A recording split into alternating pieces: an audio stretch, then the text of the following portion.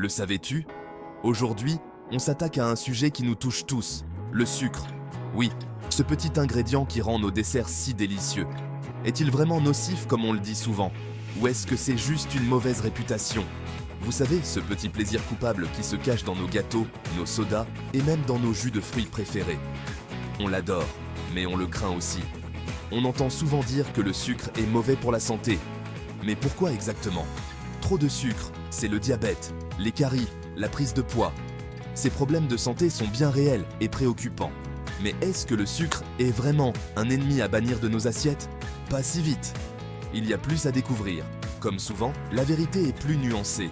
Il y a des bons et des mauvais côtés. Avant de crier au loup, il est important de bien comprendre ce qu'est le sucre, ses différentes formes et comment notre corps le transforme. Chaque type de sucre a un impact différent sur notre santé. Alors, prêt pour une petite exploration sucrée? Accrochez-vous, c'est parti! Nous allons découvrir ensemble les secrets du sucre et comment en profiter sans danger. Commençons par le commencement. Le sucre, c'est quoi au juste? Le sucre est une substance que nous consommons quotidiennement, mais savons-nous vraiment ce qu'il est?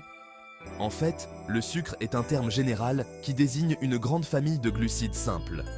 Ces glucides sont essentiels pour notre alimentation et notre énergie quotidienne.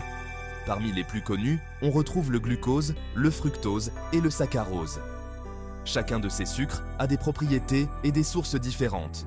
Le glucose, c'est un peu le carburant de notre corps. Il est essentiel pour le bon fonctionnement de nos muscles et de notre cerveau. Il est transporté par le sang et utilisé par nos cellules pour produire de l'énergie. Sans glucose, notre corps ne pourrait pas fonctionner correctement. Le fructose, lui, se trouve principalement dans les fruits et le miel. Il apporte une douceur naturelle et est souvent utilisé dans les desserts. Quant au saccharose, c'est le sucre blanc que l'on utilise tous les jours, un mélange de glucose et de fructose. Il est omniprésent dans notre alimentation, des boissons aux pâtisseries. Attention, il ne faut pas mettre tous les sucres dans le même sac.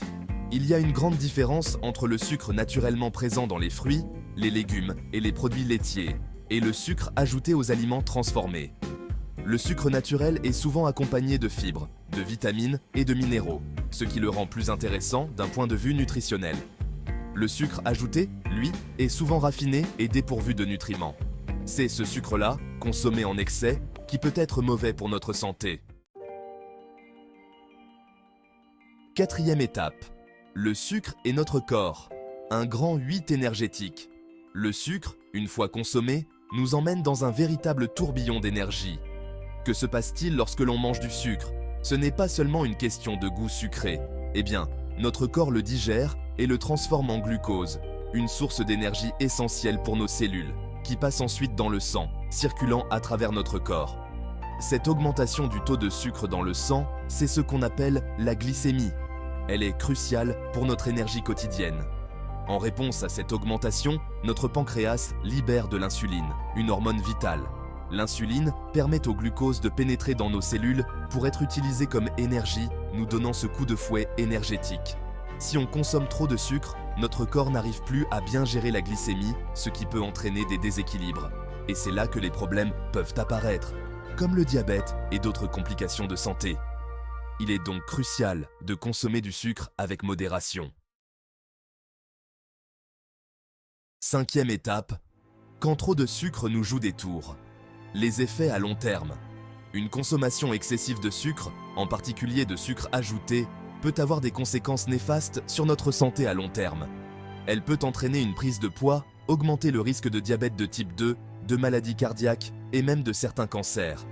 En effet, un excès de sucre fatigue notre pancréas qui doit produire toujours plus d'insuline pour réguler la glycémie. À la longue, nos cellules peuvent devenir résistantes à l'insuline, ce qui favorise le diabète de type 2. Sixième étape, le sucre caché. Un vrai piège pour notre santé.